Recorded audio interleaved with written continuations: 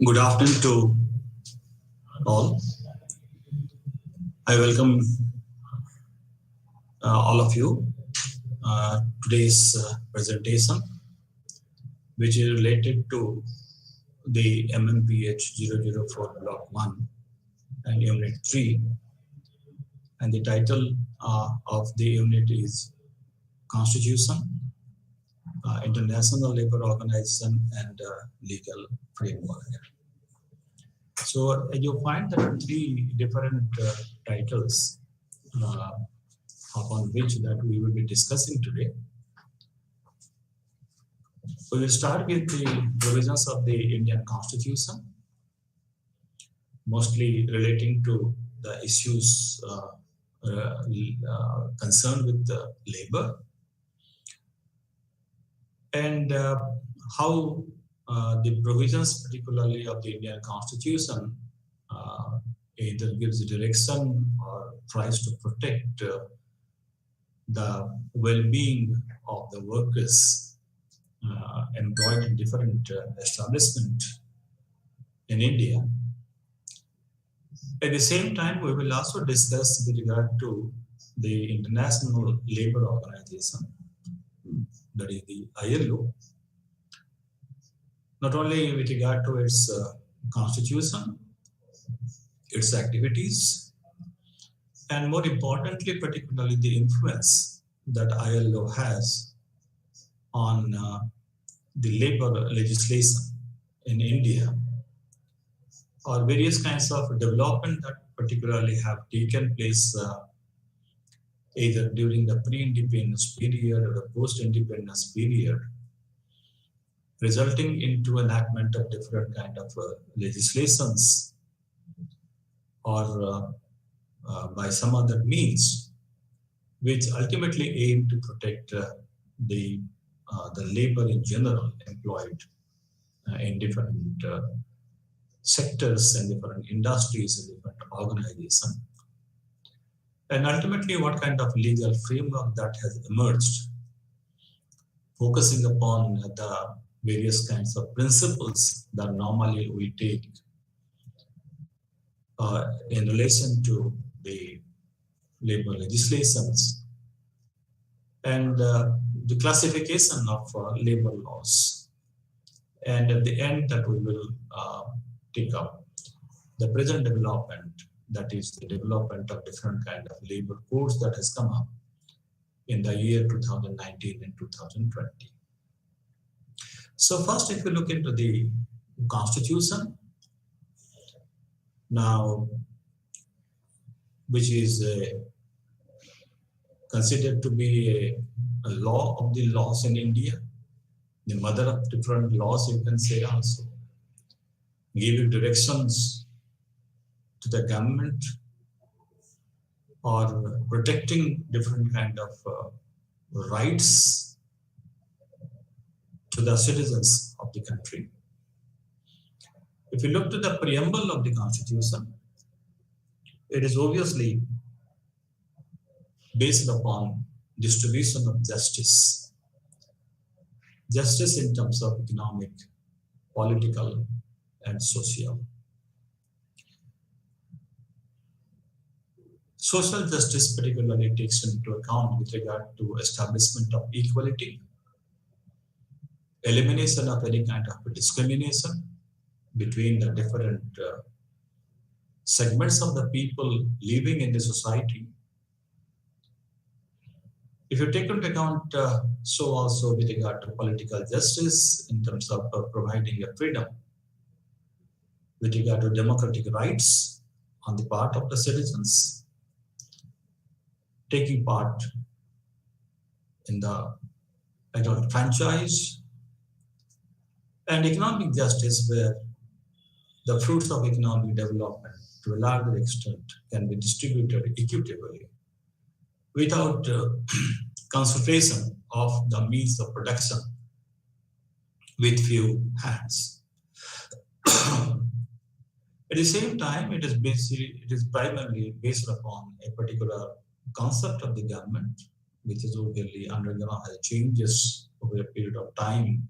Normally, we consider it to be prevalence of a laissez-faire policy, where the government interference is the least in terms of the economic activities of the people living in society, to that of the concept of a welfare state, where primarily it is the responsibility of the state or of the government to protect the well-being of each and every individual. And if there is any kind of suffering on the part of the individual, state must take into account appropriate measures. So if you take into account labor as a particular segment of the society, in few of my discussions that I have done previously, worker or the labor are always considered to be relatively a weaker section in the society. And by obvious reasons, the state has to take some measures in addition to the different kind of measures available to the normal citizen, including that of the labor. Labor particularly may be needing some additional protection or more provisions for the well-being of themselves. And as such, keeping in view that particular aspect of promoting the well-being, to a larger extent, law relating to labor specifically has its own significance or importance, and government obviously have responded to that.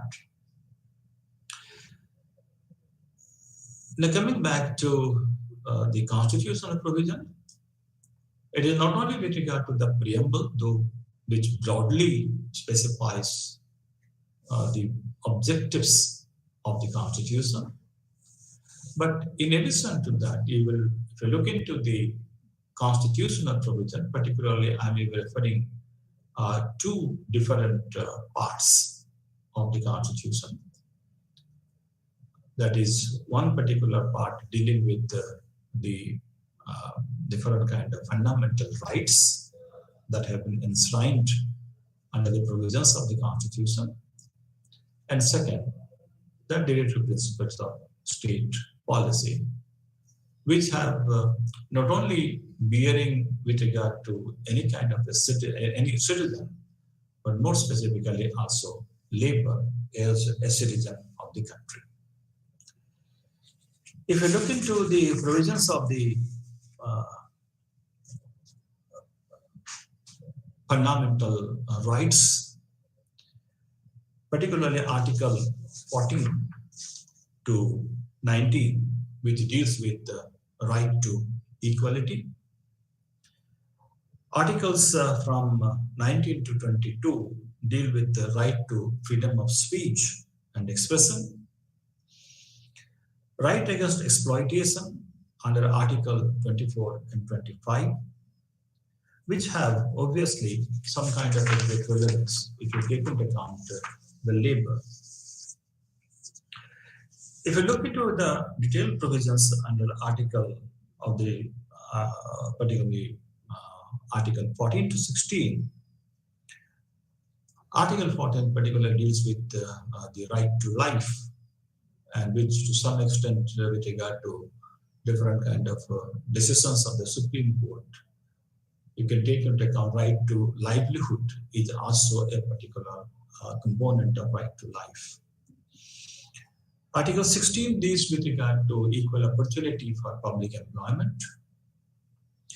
If If you come to the particular aspect of freedom of speech, expression, and formation of associations, that is under Article 19, then it says that the individuals in society have a freedom to express, and they have a legal, they can legally themselves associate themselves in the formation of associations, and can also go for collective bargaining for the purpose of, dispose of the negotiations or demonstration for the purpose of their furtherance of their needs. Article 21 deals with protection of life and personal liberty. Article 23, particularly similarly, deals with another particular issue, not only with regard to beggary, prohibition of beggary, but against more important factor here that we take into account with regard to against a forced labor. That means any individual has the freedom to choose whether to work or not, or if I want to work, where to work. These are the individual choices that individual work. Nobody can force any individual to work against his will. That is the basic, suppose, framework of the Constitution under Article 23 against forced labor. Similarly, if you take into account Article 24, which prohibits the employment of children below the age of 14 years, particularly in factories, and work which is considered to be hazardous in nature. Because the child, as per the definition under the Constitution, is a person who is below 14 years. So the Constitution particularly prohibits the employment of children who are below 14 years, particularly in work which are hazardous in nature. So these are deeply, if you take into account, different kind of fundamental rights that an individual as a labor can proclaim or can claim under the provisions of the Indian Constitution. At the same time, if you deal with the different provisions of the directives, principles of state policy, which are obviously some kind of guidelines, directions, which are to be pursued by the government, because the difference between the fundamental rights are this can be justiciable.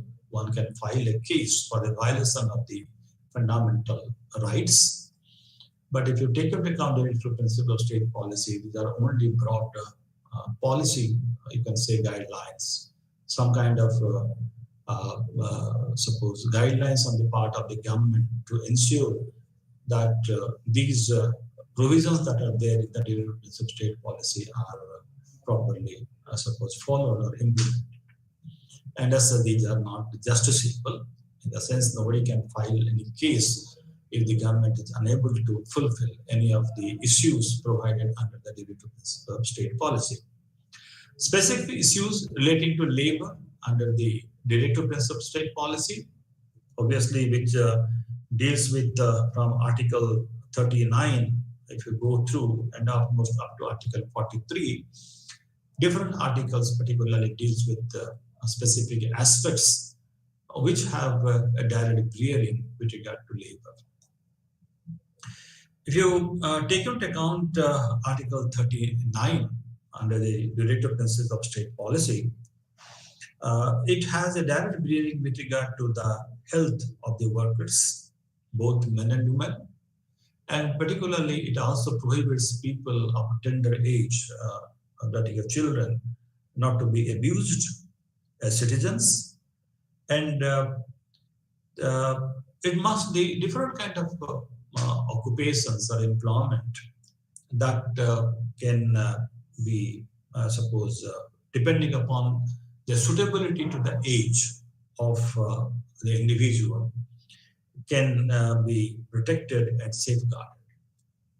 So the total well-being in terms of the health, taking into account the specific type of work that a person can do, depending upon his capability or his capacity, are to be protected as envisaged under Article 39. At the same time, Article 39 also, if you take into account particularly Article 39,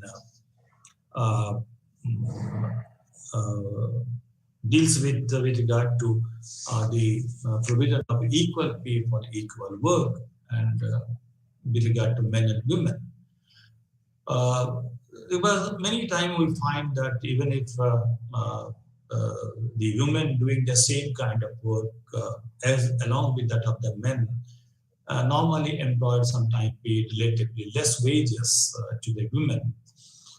But the constitutional provision related to principle of state policy, Article 39, prohibits that, in the sense that if the work is the same in nature, then there should not be any kind of discrimination with regard to financial compensation in terms of wage or salary paid to them. Some of the other principles, the principles that you find under the articles provided under the Derived Principle of State Policy. Article 49, 40, 41, if you take into account, this deals with another particular important issue relating to labor. And that is with regard to the public assistance to the labor in different kind of exigencies that they may face, and particularly when it results into loss of their earning power. That means a person may temporarily may become unemployed because of any reason.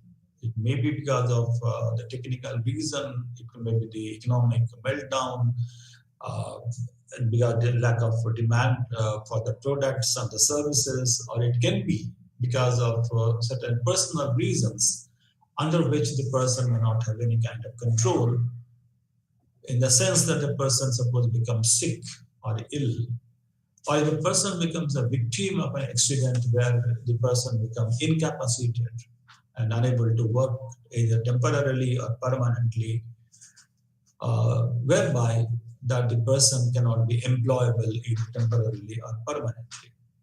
In such cases, Article 41 of the Indian Constitution under Derived Principle of State Policy says that there should be some kind of a public assistance in terms of financial assistance to the persons suffering from such kind of exigencies resulting into unemployment. It may be because of the health reason, because of accident or illness, or it may be because of economic reasons resulting into unemployment.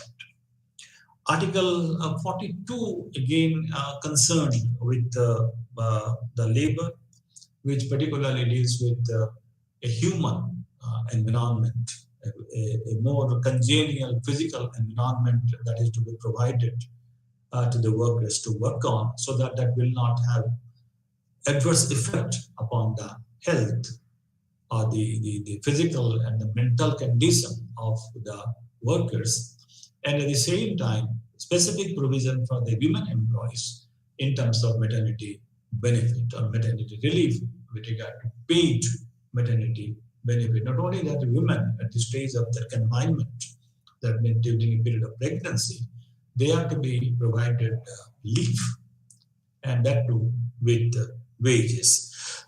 Now this provision, as you may find later that will be discussed, have been provided under specific legislations for the employees or workers employed in different kind of establishment, and equally with regard to the women employees employed in different government establishment, whether central government or the state governments. So Article 43 also have specific component dealing with wages, and as you know that employment where is provided is related to another particular aspect with regard to wage. I'm sorry. Now, what kind of wages that are to be paid to the employees, or how that wages can be protected in terms of payment made by the employer? So, Article 42 of the Constitution provide that the employees working in different establishments are to be provided with a living wage. And another particular aspect relating to labor is also Article 43A deals with the workers' participation in the industry or in the management of the industry. The Article 43 obviously came into being in an amendment in the mid 1970s with regard to the as part of implementation of the part of the 20-point economic program launched by the Prime Minister Mrs. Indira Gandhi during the period of emergency. When the constitution was amended and the provision of workers' participation in management was incorporated in the constitution by the amendment in 1976 in the form of Article 43A.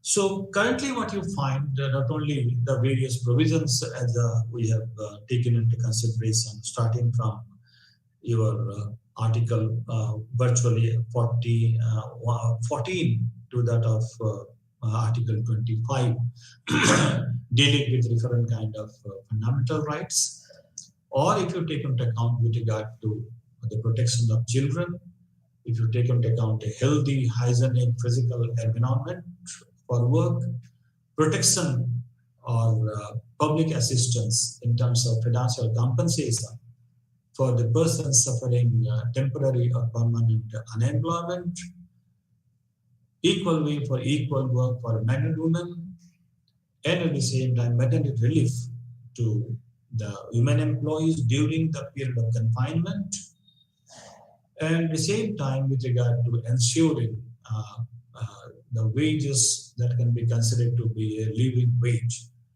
are the different kind of provisions that you find are covered under the provisions of the Indian Constitution.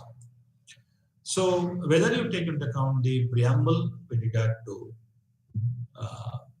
ensuring justice, whether political, social, economic, or if you take into account their fundamental rights, or if you take into account at the same time the directive principles of state policy, all have some kind of a bearing, not only with regard to in general to a citizen, but also more specifically some of them relate to the labor. So obviously labor is a particular issue which has been taken care of under the provisions of the Indian Constitution, and probably basing upon that, the whatever legal framework that we find in the present context to some extent have been emanated from the provisions of the Constitution. Not only it is the Indian Constitution though which has significantly contributed, but at the same time you can find the International Labour Organization also have significantly contributed for the development of a legal framework for the labor in Indian context. If you take into account the International Labour Organization, this is obviously an international body which was constituted on 20th June 1919 as a principal international organization under the Treaty of Versailles, where the League of Nations was constituted. So ILO came into being, the Special Labor Wing functions as an institution dealing with the labor issues under the aegis of the League of Nations. Subsequent developments obviously resulted into making the League of Nations almost a defunct, particularly after the outbreak of the Second World War in 1939. And as such, after the end of the Second World War in 1946, the current international organization, that is the United Nations Organization, was established. Though the League of Nations have become defunct, but the International Labour Organization, formed in June 1919, continued its existence and went on in its deliberation, in its activities, in its functioning, contributing for uplifting of the labor by taking up various kinds of issues and passing resolutions to be adopted by the various member countries. In 1919, when the International Labour Organization was constituted, India was, though under the colonial rule of the British, but it was considered to be an independent member for the ILO. And as such, from 1919, it continues to be a member of the ILO. And India is also considered to be a founding member of the International Labour Organization.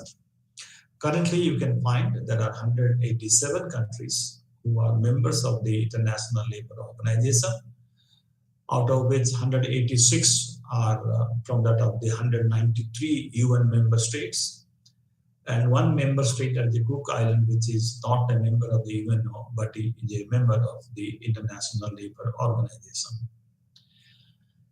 The preamble of the Constitution of the ILO says that whereas universal and lasting peace can be established only if it is based upon social justice.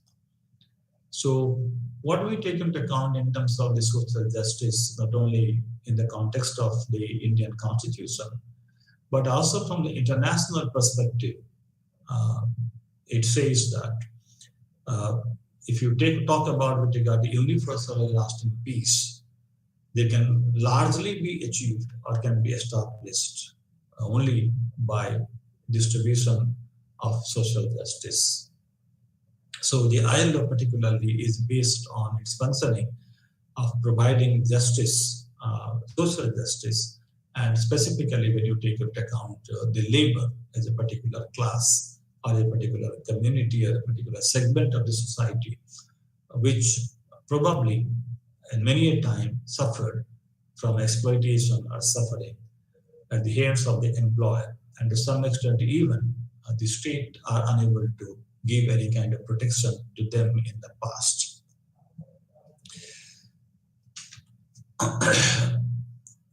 If you take into account the constitution of the International Labour Organization, International Labour Organization has three different setups, or the three different constituent parts. One is at the top, which is the International Labour Conference, or the known as the ILC. And second is with regard to the governing body, which is to look after the different activities and the day-to-day activities of the organization. Third is the administrative wing of the International Labour Organization, that is the International Labour Office. Now, if you take into account the constitution of the International Labour Organization, it is a tripartite body consisting of representatives from each member state at the ratio of 2 representatives representing the government, 1 representative representing the employers of that particular member state or the state or country, and 1 member representing the worker or the employees of that particular member country or member state. So altogether, what you can find is a ratio of 2:1:1 in order to maintain a parity in terms of the government on one hand, and on the other hand, the employer and employee taken together, but at the same time, a parity with regard to strength between the employer and the employees. That's why it makes it to be a tripartite body. It meets once in a year, that is mostly in the month of June, and it takes up different, its business in the International Labour Conference, where it adopts different kind of resolutions. Resolutions are the business that are being conducted, resulting into form of a resolution can take two different forms. One, it can be a convention or it can be a recommendation. If it is a convention, it is up to the International Labour Conference whether to adopt it in the form of a convention or whether it is to be in the context of a recommendation. If it is a convention, then it imposes certain kind of obligation on the member state to implement the contents of that particular convention by suitable legislation or by suitable internal orders of the government within the particular country within a period of normal 1 year or maybe at an extended time period of 1 year and 6 months. And it has to report it to the International Labour Organization with regard to its ratification. Now, when the government agrees to implement that particular convention, the technical term that is used is the process of ratification, whereby once it is ratified, the government has to bring in suitable either new legislation or amendment to the legislation and implement the contents of the particular convention. So if it is a convention, it is member state obviously have the obligation to implement it. But if a recommendation, it is the member state has the freedom whether to implement it or not to implement it. But currently, though you can see that around 187 different conventions have been adopted by the International Labour Organization by 2022. Not necessarily each and every convention have been ratified by the various member states. If you take into account the experience with regard to India, as on date, India has ratified only 47 of the 187 conventions. Rest, because there are obviously various reasons for which the government may take a plea why that they cannot are not in a position to ratify the specific conventions, though it has been decided by the International Labour Conference. So this is with regard to the International Labour Conference, where the members nominated by a particular country or member state, technically known as, they can participate. Though the number of members to participate is limited, but it allows that members can take assistance in the form of advisors in the deliberations of the International Labour Conference. The provision says that a member can take maximum 2 advisors on each agenda that is there for discussion. That means if each of the member, whether they represent the government or they represent the employer or the employee, they are entitled to maximum 2 advisors for each agenda, not the entire conference, but for each agenda. If there are 10 different agendas, then obviously a member can take maximum 20 advisors. It is up to the member, however, whether they want to take an advisor or not. But if they want to take it, it may be obviously minimum 1 or can be maximum 2. At the same time, it also says that if there is an issue relating to with regard to women, then in terms of taking the advisor, if there are no women members are there, then the advisors, one of the advisors should be a woman.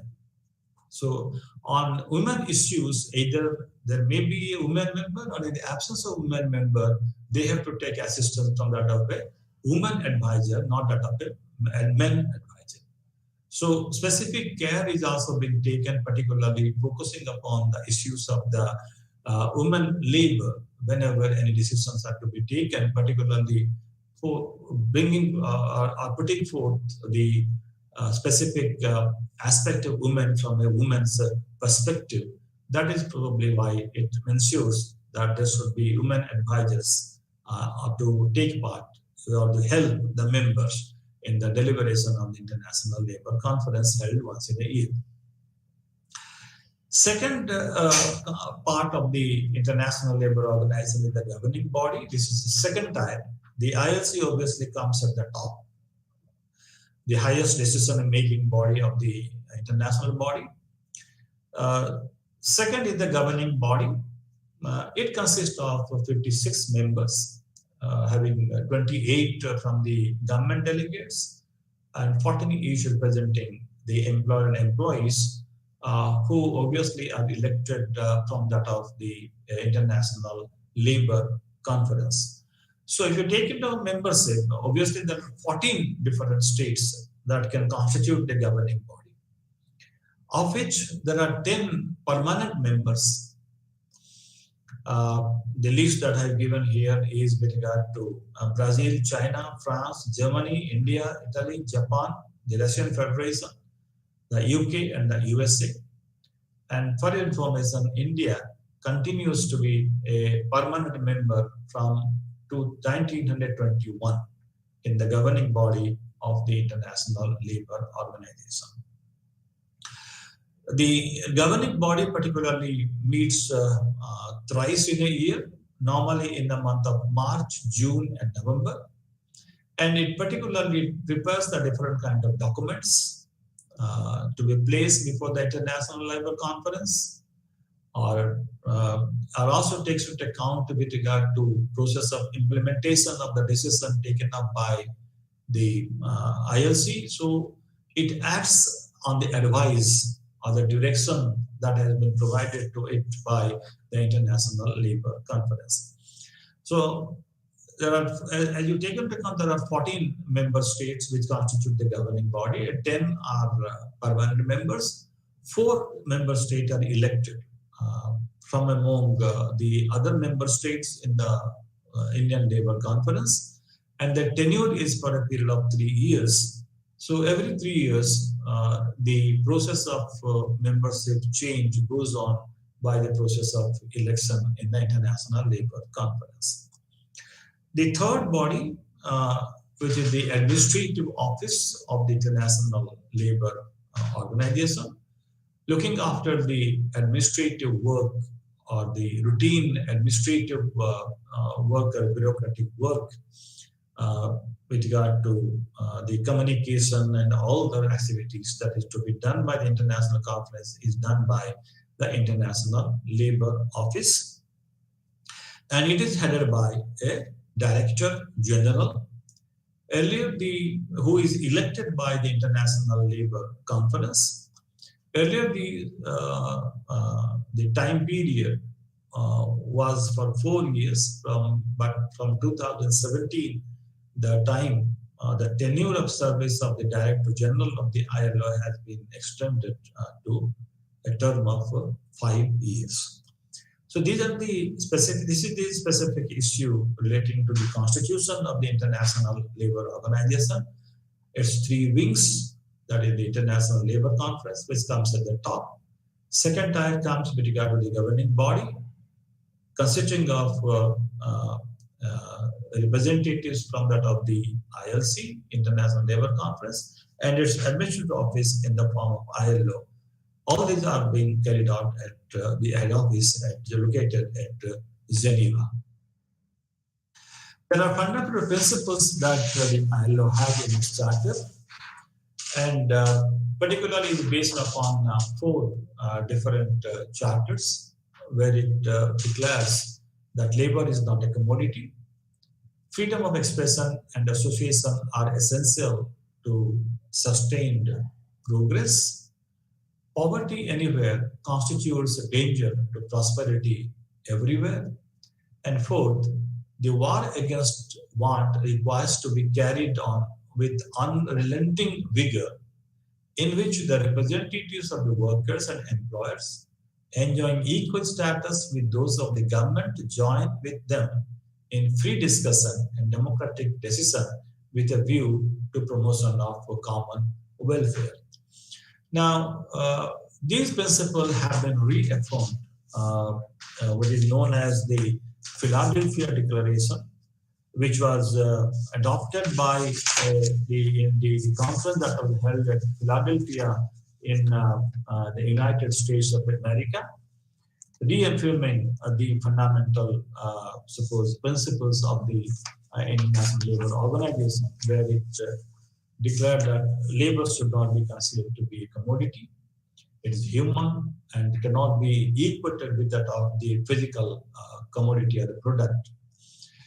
The employees or the workers should have freedom of association to form their own unions, and that will contribute with regard to a sustained progress or growth.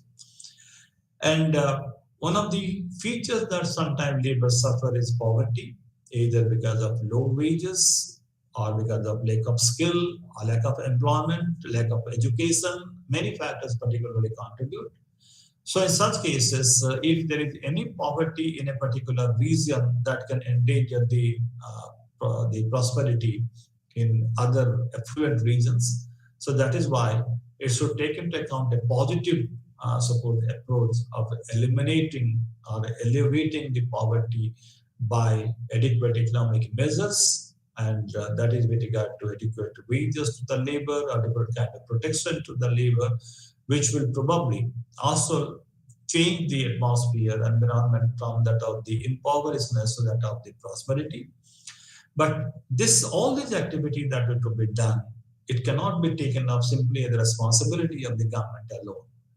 There should be a concerted, a joint effort with regard to involvement of all the stakeholders, not only the government, the workers or the employees and the employers, who should have equal kind of status.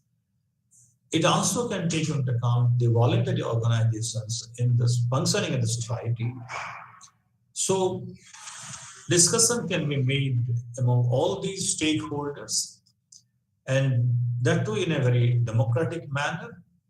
And aim is particularly to develop the common welfare, because the well-being of the employees can contribute to the well-being of the employers. The well-being of the employees can contribute to the national development or with regard to the progress and prosperity of a particular nation.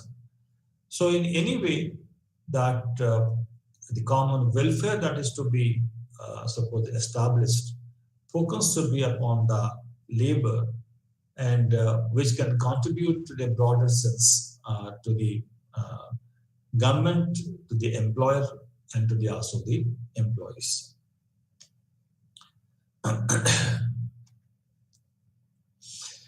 The International Labour Organization, as I told you, that it has made right from 1919 adopted a number of conventions and recommendations. The different issues upon which the conventions and recommendations that have been taken up obviously relate to labor, but specific aspect can be we can take into account here, upon which that ILO has focused upon its recommendations and the conventions.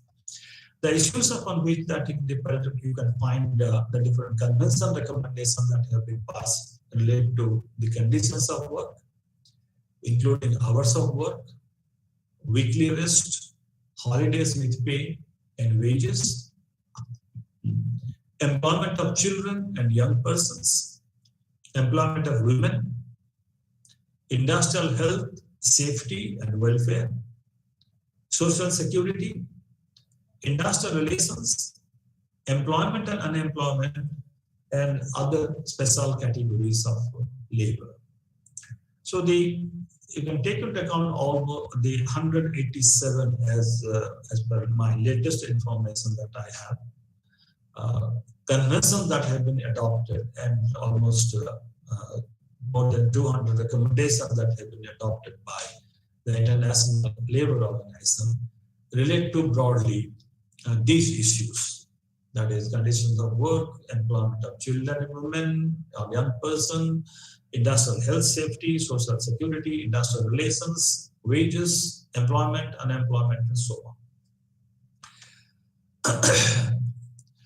Now, the purpose of the ILO through its convention recommendation is obviously is to develop international standards with regard to labor, and that is uniform international labor standards in each and every country across the globe.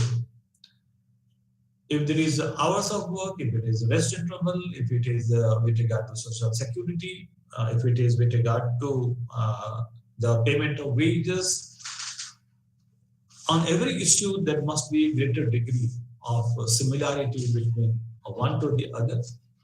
Certain issues obviously depend upon the local condition.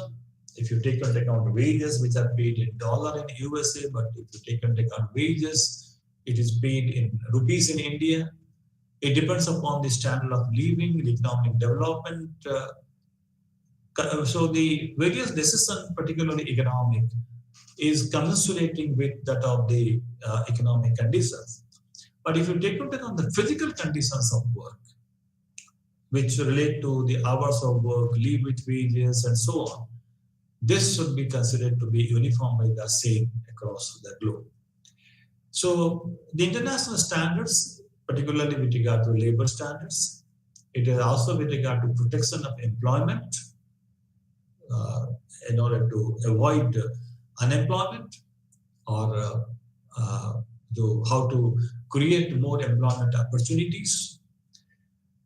Collection and distribution of information and publication, labor statistics, which particularly deals with research studies, which can be taken up various issues related to labor, where further development can be done on specific issues, like suppose if you take into account child labor or women labor in the Kenyan context, if you take into account bonded labor and so on.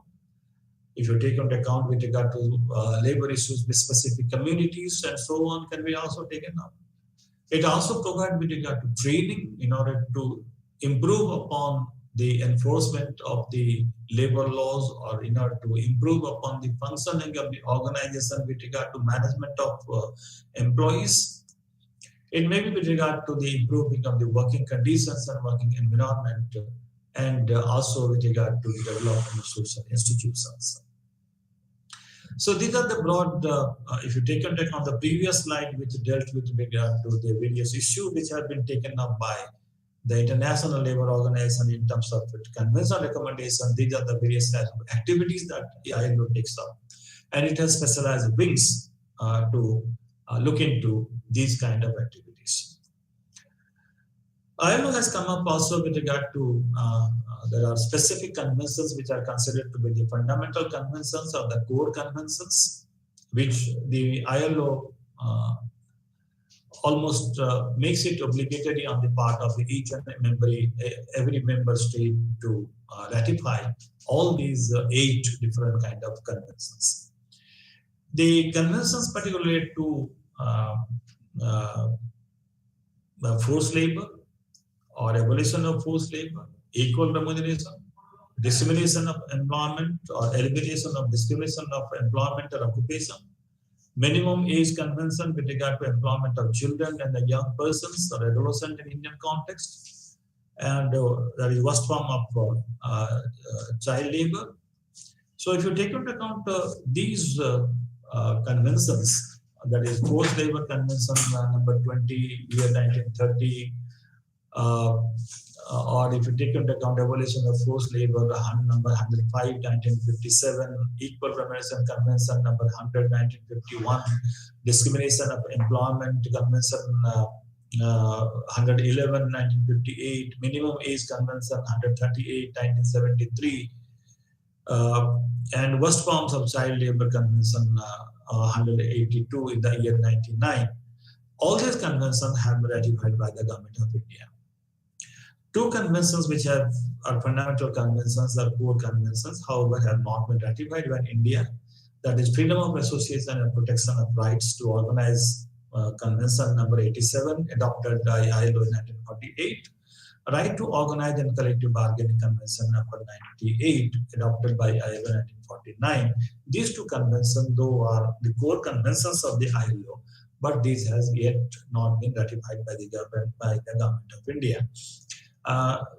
Regions are cited for various grounds, but even if you take into account these has been not ratified formally by the government of India, you can find this has already been to some extent become obligatory on the part, provided this particular right, at least if you take into account freedom of association or right to organize under the provisions of the Constitution, where it is a fundamental right to file the freedom of expression or freedom of to form an association. It is only limited, however, restriction is particularly with regard to the government employees, the civil employees working in different government establishments. But if you take into account the same context with regard to workers employed in industries, you find a specific legislation that has been also made by the government, that is Trade Unions Act 1926, where it is legally workers working or the employees working in the establishment or the employer of the establishment can have their own trade unions. Collective bargaining, though, has not yet been given a legal status in India, but it has remained only to be a voluntary means, particularly with regard to resolving the conflicts or difference of opinion or disputes between the employer and employees. And conciliation, another method of resolving conflicts in India, is nothing but considered to be an extension of collective bargaining. So, with limitation, though, India has, with regard to the core convention, two convention has not been, though formally not ratified, but you can find its practice in different kind of industries or organizations with regard to labor in India. With regard to the influence of the International Labour Organization, so far the labor legal framework of the country is concerned, you can find different kind of legislation that have come up. If I go back to the provision of the Indian Constitution, again, labor is a subject which comes under the concurrent list. That means both the central government and the state governments can pass legislation and implement them within the country or within the specific within the respective states. But if you take into account the list one that deals with the union list or within the purview of the central government, there is specific entry there which relate to the employees with regard to two different establishments. One is the mine and the second is the oil field, where the central government has the absolute right only to make legislation. State government do not have any right there with regard to the oil field or with regard to the mine. So except these two type of establishment, the state governments have the freedom to make any law, even if such legislation have been adopted by the central government. So keeping that in view, the government of India, not only during the pre-independence period, but also during the post-independence period, have passed different legislation, which particularly can be under the 7 or 8 broad categories. First category is with regard to condition of work, hours of work, weekly rest, holidays with pay, protection of wages, minimum wages, and labor administration. If you take into account the conditions of work, hours of work, weekly rest, holidays with pay, you find a number of legislation that have been adopted. And those particular legislation which deal with these kind of provision, along with, if you take into account health, welfare, and safety, comes under the particular category of legislation known as the protective legislation.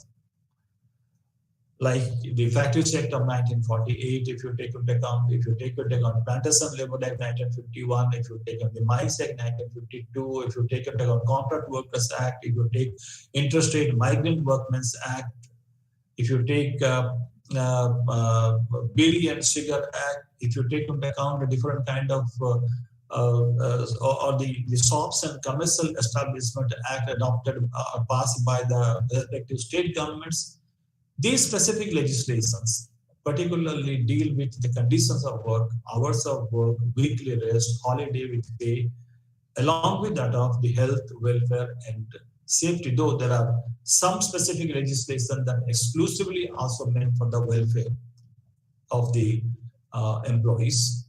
But in general, some of the welfare provisions that you can find particularly in these specific legislations. The second category of legislation that can take into account with regard to protection of wages, including minimum wages or the bonus and so on. 4 legislation can be taken up there with regard to payment of wages 1936, minimum wages 1948, Equal Remuneration Act 1976, or you take into account the Payment of Bonus Act 1965. All these particularly legislation that deal with wages or bonus or the financial part of the employment. Labor administration is another particular aspect because under each of the legislation you can find that how the provisions of the law that has been made are to be implemented. Because there is a provision of or a designation known as the inspector under every act, though the current code that has come up, it has been changed to that of the inspector to that of the inspector cum facilitator. Because making a law is one aspect, but more importantly to ensure that the provisions of the law are being properly implemented or followed by the employer, thereby the basic objective purpose of legislation is being met, and that can only be ensured if you have a strong and suitable, effective labor administration. If you take into account employment of children and young persons, we find in Indian context not only the provision that you find in many of the legislation that I have cited now. In Factories Act, if you take into account, it prohibits the employment of children below 14 years of age. If you take into account so also Mine Act, the same kind of provision. So many of the legislation which deal with specific type of occupation or employment prohibit the employment of children or the young persons, or employment of young person with certain conditions. And the second most important, the employment, the Prohibition of Employment of Children and Adolescent Act 1986, which prohibits the employment of not only children, but adolescent also up to the age of 18. The person who have not completed the age of 18 are prohibited to be employed except specifically in specific type of work, and that too, which does not in any way affect their education. It may be the household activities or in different activities that are run by their family business. It can be in films, television, and so on. But in all these conditions, work which is considered to be totally non-hazardous in nature, and work which also permits them to pursue their studies. So that is the Prohibition of Employment of Children and Adolescents Act 1986. Employment of women, similarly, you can find provisions are there prohibitory in nature under the Factories Act, under the Mines Act, and similar different legislations. You can find, as I have told you already, the provision related to welfare, health, and safety are there in the legislations relating to factory, mine, plantation, and so on. Coming to social security, in Indian context, we can find legislation which also protect them in times some kind of exigency where it endangers the loss of their earning capacity. Specific legislations here can be taken up in the form of currently the name has been changed from Workmen's Compensation Act, and now it is known as the Employees Compensation Act 1923. Employees State Insurance Act 1948, Employees Provident Fund and Miscellaneous Provisions Act 1952, which deals with not only with regard to Provident Fund, which deals with the employee pension, which deals with including the family pension and also employee deposit linked insurance scheme. It takes into account with regard to Payment of Gratuity Act. It takes into account the Maternity Benefit Act now, which has been extended to almost 6 months or 26 weeks of time period, which was earlier only 12 weeks. And now it has been extended to 26 weeks. Similarly, if you take into account industrial relations, the acts that comes into picture is the Industrial Disputes Act, your Trade Unions Act, Employees Standing Orders Act, which have also to some extent, if you look into the Industrial Disputes Act, it also deals with the provision of unemployment or provision relating to employment. Because it related to industrial dispute. So obviously, if you take into account anything related to unemployment or employment comes under the provision of the Industrial Disputes Act. And it also, the Industrial Disputes Act also had provision with regard to some provision for payment of compensation in case of temporary unemployment or permanent unemployment, also in the form of either layoff or retrenchment, where in the layoff compensation, this can be considered to be temporary, where 50% of the wages are to be paid in the form of a layoff compensation. If it is unemployment compensation, in terms of retrenchment compensation, there are different kind of provisions to be followed. Normally it is considered, the rate is obviously 15 days of wages for every completed years of service. Depending upon the procedure that will be followed will be different, and depending upon the number of workmen employed in any specific establishment. Along with that, we take into account other special categories of women also. There are specific legislation with regard to BD and sugar workers, with regard to take into account port and dock workers, and so on. So also a different kind of welfare legislation for the employees working in different mines. So broadly, you can find there are 5 different categories: protective legislation, wage legislation, industrial relations, social security. But 2019, the government has come up to revise the existing legislations. They have come up with 4 different types of codes. One is the wage code 2019. The other 3 codes that have come in 2020, industrial relations code 2020, then social security code 2020, then occupation safety and employment code 2020. So this is the current status with regard to the legal framework, but the codes have been made, but it is yet to be implemented. Thank you very much for the present session.